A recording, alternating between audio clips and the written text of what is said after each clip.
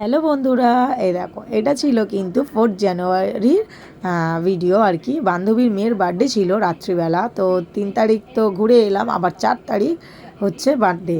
তো কেন আমার শরীরটা খারাপ হবে না বুঝতেই পারছো। দেখো পুরো মানে মাথার মধ্যে ঠান্ডা হাওয়াটা লেগেছে না, আর আমার এত মানে ঠান্ডার ধাত, একটুখানি এইদিক ওইদিক হলে কিন্তু আমার ভীষণ ঠান্ডা লেগে যায়। আমার গলাটা নিয়ে কেউ কিছু মনে করো না, ঠিক আছে? মানে এখনও আমার শরীরটা খারাপ, ভিডিও এডিট করছি। আর এই ফার্স্ট টাইম মনে হয় কেক কাটিংয়ের সময় আমরা গেছি। আর এরা দেখো না, মানে এরা হচ্ছে আমাদের মতো সেম, ঠিক আছে? আমরা কিন্তু সবাই কিন্তু ক্লাসমেট, হ্যাঁ সবাই ক্লাসমেট আমরা। আর এই যার বার্থডে হচ্ছে আর কি, ওই যে এই দিদি ছিল আমাদের মানে কি বলবো টিচার আর কি। হ্যাঁ টিচারই বলা যেতে পারে, মানে ও আমাদের সেলাই শেখাতো।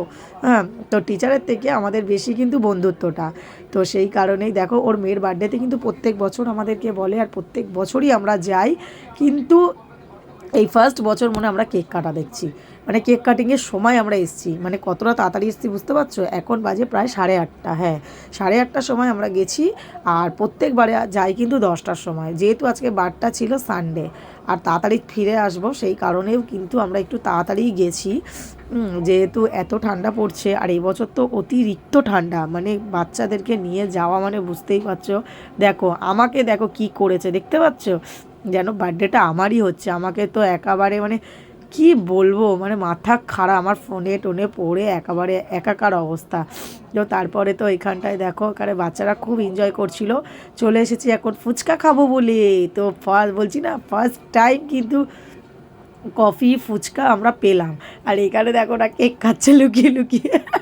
এরা দেখো, যেই দেখে যে ক্যামেরা অন করেছি আগে হাই হ্যালো করতে শুরু করে দিয়েছে কেক রেখে দিয়ে। আর আমার হাতেও কেক চলে এসছে, ফুচকা খেয়ে নিয়েছি কিন্তু কফি খাইনি। কফিটা খাবো খাবো, দাঁড়াও, এত তাড়াহুড়ো করছো কেন? কফি খাওয়াটাও তোমাদেরকে দেখাবো।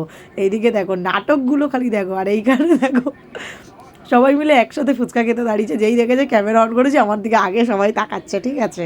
তো এই হচ্ছে কাণ্ড কারখানা আমাদের সবার আর কি। সবাই মিলে একসাথে যখন হই না ভীষণ মজা হয়। সবাই মিলে তো একসাথে হওয়া হয় না এখন আর, মানে তেমনভাবে।